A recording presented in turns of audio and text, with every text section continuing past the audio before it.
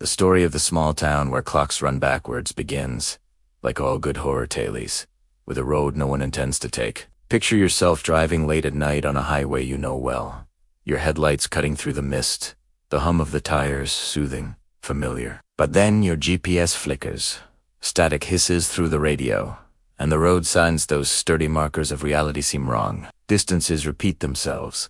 Towns appear on signs you've never heard of, and before you realize it, you're already within the limits of a place you never meant to find. That place is called Colgrave, though the name shifts depending on who you ask. Some cite the vicinity as Colgrave. Others claim the signs simply read gray.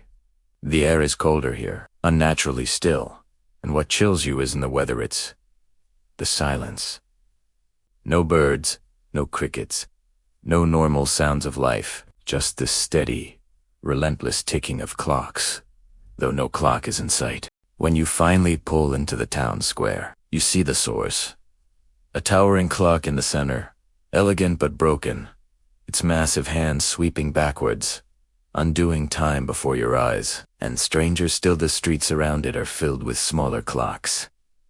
Clocks in shop windows, clocks nailed to lampposts, clocks set into the cobblestones themselves, all ticking in reverse. It feels like stepping into a wound in the world, a rupture where time itself bleeds away.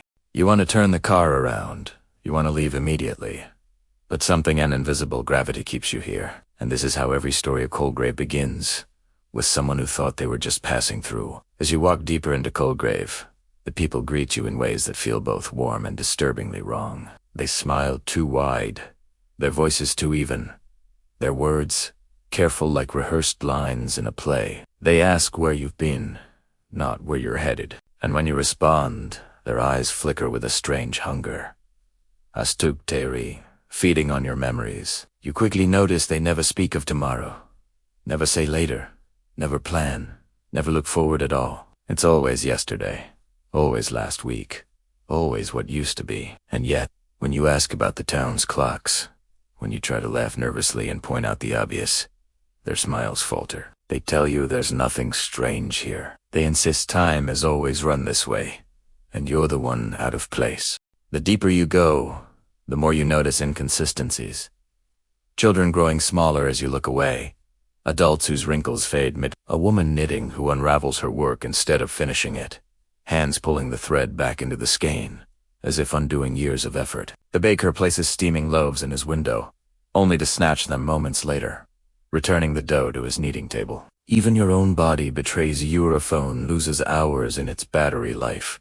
Your watch ticks into nonsense, and your heartbeat feels staggered, like it's trying to catch up to something you can't see. You begin to wonder if you've been here 5 minutes or 5 days. And the truth is, both may be correct. Time is not a straight line here, it's a loop collapsing into itself, erasing you moment by moment. The terror intensifies when you stumble upon the abandoned house at the edge of town, where the walls are covered in journals, thousands of them, filled with frantic handwriting, names scrawled over and over, memories recorded like desperate anchors. You open one and read, "My name is Thomas. I am 43 years old. I have 2 daughters. My name is Thomas.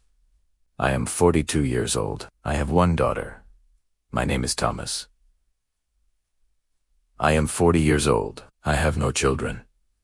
Page after page, the man's life erases itself. He grows younger with each sentence, his family disappearing as if they had never been born, his very identity collapsing into nothing. Another journal tells of a woman who writes that she once visited the town out of curiosity. She describes hearing the clocks, feeling her skin grow tighter, smoother, until her handwriting devolves into shaky scribbles, then crayon-like loops, then nothing but chaotic lines. The journals stretch back decades, maybe centuries, written in different languages, all echoing the same fear. The clocks take everything. Some speculate that Colgrave doesn't exist in the real world.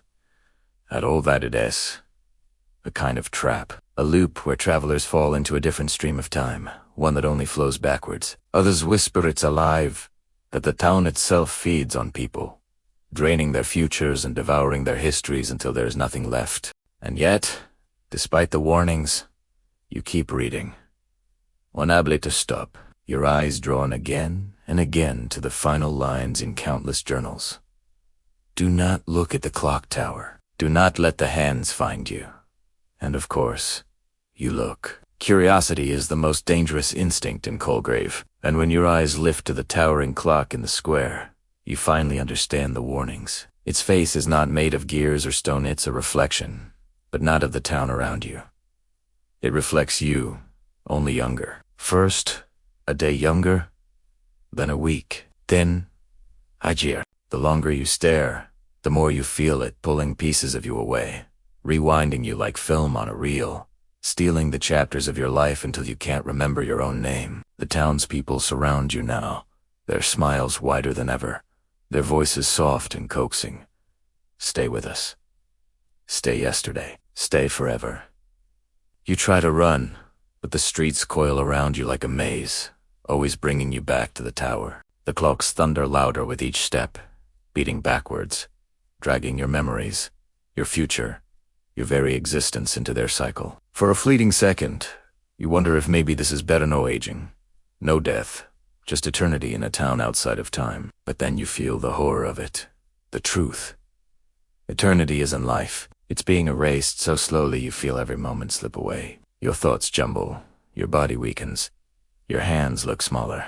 You drop to your knees, clutching the dirt, trying desperately to hold on to one memory, one piece of yourself. And then you hear a whisper, not from outside but from within. You've already been here before. That is the most horrifying part of the small town where clocks run backwards. Every person who stumbles into it has already been there. You realize it in the final moments, as the faces of the townspeople blur into your own, as the clock tower's reflection becomes nothing but an empty frame. There is no escaping Colgrave, because you have already escaped, and then been pulled back, and then undone, countless times. Every traveler is a repeat, every warning is your own, written in the past you already lost. You are Tomas. You are the woman with the journal. You are everyone who has ever been trapped here, living the same undoing forever. And when, at last, the clock tower strikes, the sound doesn't echo outward, echoes inward, into your skull, into your very being, unwinding you into silence. When people ask why you never came home, why you vanished, the answer will be simple. You are swallowed by a town that doesn't exist on any map, a place where yesterday never ends and tomorrow never begins. And the worst part, now that you've heard this story, now that you know of Colgrave, you've invited the ticking into your own life. Tonight, when you close your eyes, listen carefully. If you hear your bedroom clock tick in reverse, if you feel the air shift colder, if you wake to find your reflection slightly younger than you remember, it means you're already on the road, and you're already too late to turn back. So I'll leave you with one last warning. Do not look at your clock tonight.